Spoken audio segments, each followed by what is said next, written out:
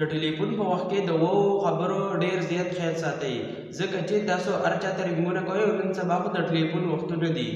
نو راځئ دا به د قاسم صاحبي صاحب نه اورو. هغه یو شارټ غوندې ویډیو کړې ده چې د ټلیفون په وخت کې د وو خبرو ډیر زیات خیال ساتئ. هغه کومې خبرې دي نو راځئ ویډیو د اخره پورې وګورئ او د خپل ملګرو سره ضرور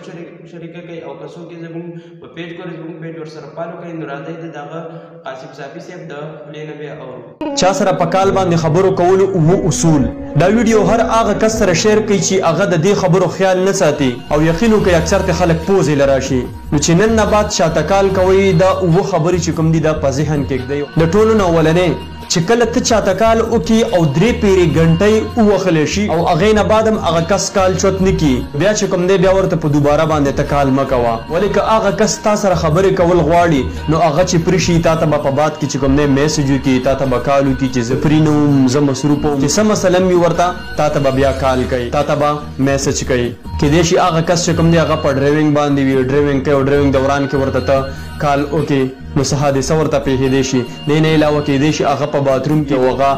ته ورته کالونه کې کال نشي اوچتولی موبایل یې چارج ته وي یا چېرته په جومات کې او تا ورته ټنګ ټونګ شروع کړی چې 3 پیرې موبایل ټنګېدو نه بعد هم هغه ستا کال چوت نه کړي نو بیا ورته کال مه کوه. په دویم نمبر زموږ په ټولو کې غټه قمقلتیا غټ جهالت دا دی چې موږ یو چاته کال وکړو او هغه کس چې کوم دی هغه موږ پسې کال کټ کړي موږ پسې بیزي کړي موږ څه کوو موږ ونښوو بار بار ورته کال کوو غریب پوزې له راولو.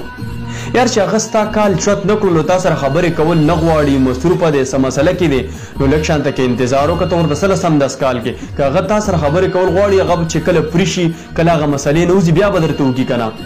ځان نه جاهله جوړ کړئ او بس لګیا شئ بار بار ورته کالونه کوئ. دا عادت چې کوم دی دا هیڅ کله مه کوئ. په دریم نمبر په ټولو کې بهتره طریقه دا ده چې ته یو نوي چاته کال کې یا چا سره دې داسې ډېر تعلق نه وي نو ته کوشش کوه پهله ورته میسج کوه چې زه تا ته کال کولی شم په کال باندې ضروري خبره درته کوم پهله میسج کوه ټیک شو دا بهتره طریقه ده. په څلورم نمبر چې کله ته چاته کال وکړې او هغې چوت کړي نو بهتره طریقه دا ده سنت طریقه دا ده چې ته پهله سلام وکړه بیا هغې نه بعد چې کوم دی ته خپل تعارف وکړه چې زه پلانکې یم بیا چې کوم دی څه باره کې ورسره ستا تا ورته څه باره کې کال کړی هغه ورته ووایې شارټکټ په شارټ الفاظو کې. او یا چې کوم دی بهتره طریقه دا ده که تا سره په کال باندې خبرو کولو ټیم نه وي نو ما ته داسې بله لار وښایه چې آیا زه تا ته میسج وکړم یا وټسپ باندې چې کوم دی زه تا ته میسج وکړم وایس میسج وکړم که ته ما سره په کال باندې خبرې نشي کولی اوږدې خبرې به نه کړې قصې به نه کړې چې ونښلې اوسه ولې چې یو کس به مصروفه وي او ته چې کوم دی اوږدې قصې ورته راواخلې نه شارټکټ خبرې به کې د کار خبرې به کې چې څه دپاره تا کال کړی. په پنځم نمبر چې په کومه لهجه کې در سره هغه کس خبرې کوي په کم اواز کې در سره هغه خبرې کوي ته هم ورسره په هغه څه خبرې کوه. هسې نه چې هغه در سره په نرم لهجه کې لګي او ته ورته چې هلو څنګه یې لکه خوی